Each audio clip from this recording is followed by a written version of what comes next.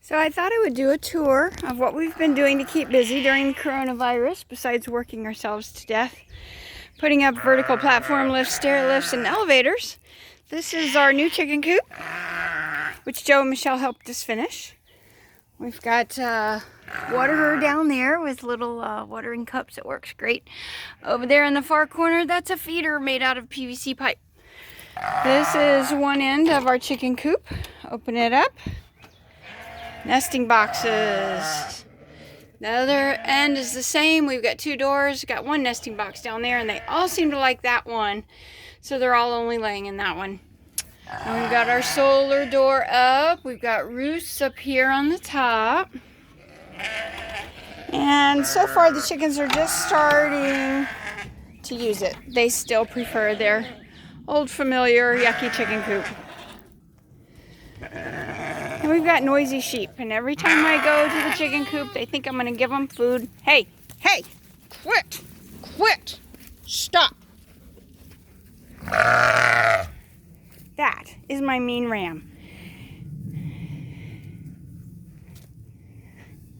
Sometimes I have to be a little firm. I had to grab his horn and let him know I meant business, and he gave up.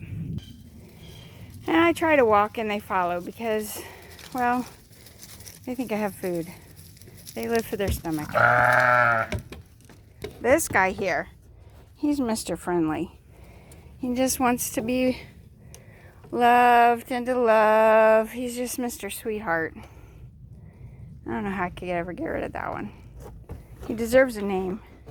Haven't named any of them yet, but I think this guy, if any of them gets a name, it'll be this one. Okay, here we have sweet potato beds. My back prevents me from bending to do a lot of work directly in the ground, which sweet potatoes require. So we took this tote that we had gotten, had Cliff cut it in half, and I started building up the soil. We started with, actually I took a bunch of sticks and branches, chopped them up and put it in the bottom to raise the dirt level, so I didn't need quite so much soil. And then I started pulling in soil from the sheep barn over there. It's just some of the best soil on the property in that sheep barn. So I kind of dug up the top layer that has all this nice rich sheep poop, as you can see. And sheep poop is some of the best manure you can get for growing because it's got a lot of nitrogen, but it's not hot. It won't burn the plants. So you can put it directly in with the plants. It doesn't have to be composted first. So that was kind of fun. I'm still working on that. Got my drip lines in.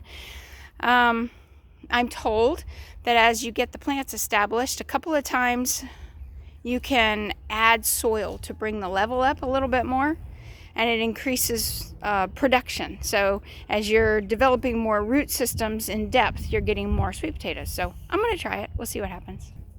This is our hog pen. You can see their little sign up there says Hog Heaven.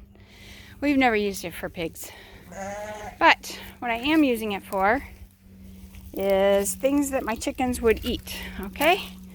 We have here goji berries. I've never been able to harvest them because my chickens will not only eat the berries as soon as they appear, they eat all the leaves off of it as well. So I've got them in here. Chickens don't want to bother going through this hog wire when there's so much else to eat, so they don't. So I found these muscadine grapes. Tractor Supply had them half price, so I grabbed some of those.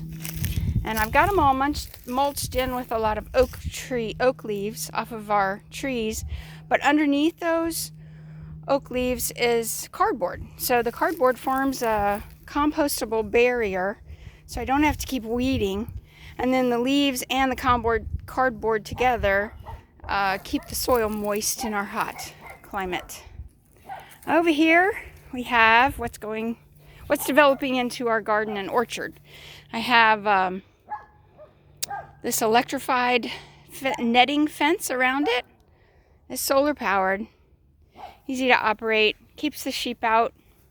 Chickens don't want to bother going through it either, although it doesn't shock the chickens not one bit. They can go through it if they want to. So I'm going to turn off the fence here. Oh, simple little button. Off we go. And then we'll go in. I have this kind of tied off to hold it up. Now in here, I was going to clean all this out. I kept hitting these prickly vines, but I have this slogan, know it before you mow it. So before I pulled them all out, I did a little research and found out that I have tons of blackberry bushes. They're just growing like crazy. So I pulled out everything around it, fertilized them, mulched it. I've got my drip water lines in. These, I planted some sunflower seeds around it too. That will make some good food for the chickens.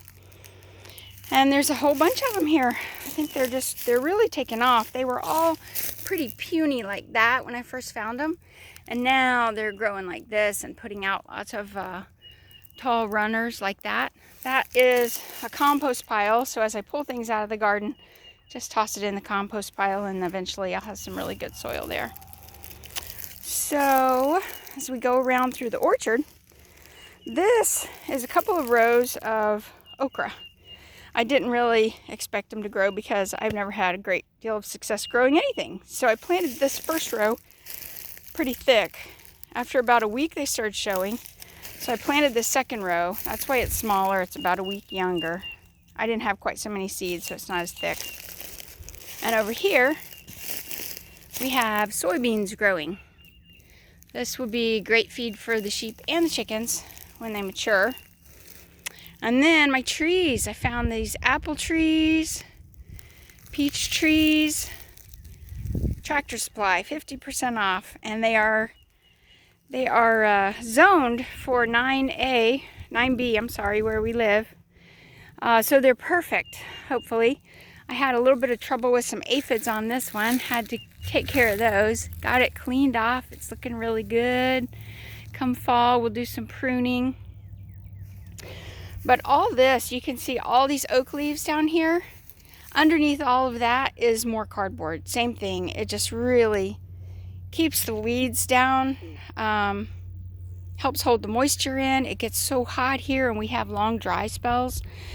So I have the drip water that comes on a timer a couple of times. It comes on once a day, but then I turn it on an extra time a day because of the seedlings. They need more water.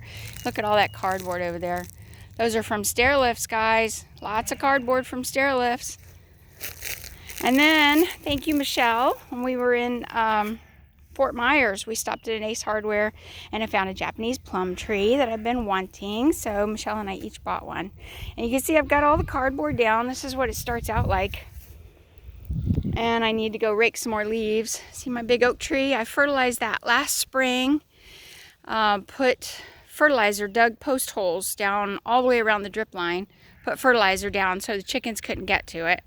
And then I did the same thing this spring, but we have just had tons of leaves from it this year before it put out the new growth. So I've been pulling from that, raking up from that. And then we also have other oak trees around the property that I've been raking up leaves from. You can see around the trees, I actually raided the chicken coop for this. You can see the cardboard sticking out there, but I'm going to get some oak leaves and cover that up. But I wanted to put the straw down from the chicken coop because it's good and soiled. It'd been sitting there a while, so the chicken poop had time to kind of cool off. It's not so hot. And it'll keep constantly adding fertilizer to the trees. So this is what's been keeping me busy, guys. Thankfully, our business is staying very busy during these times. We're not really seeing a downturn. We've started employing some more people, thank the Lord. And but when I get really frazzled in front of the computer, I just come out here and work in my garden. So thankful for the space and the time and the energy to be able to do it. God's very good. So anyways, just thought I'd share that with you guys. Have a great weekend.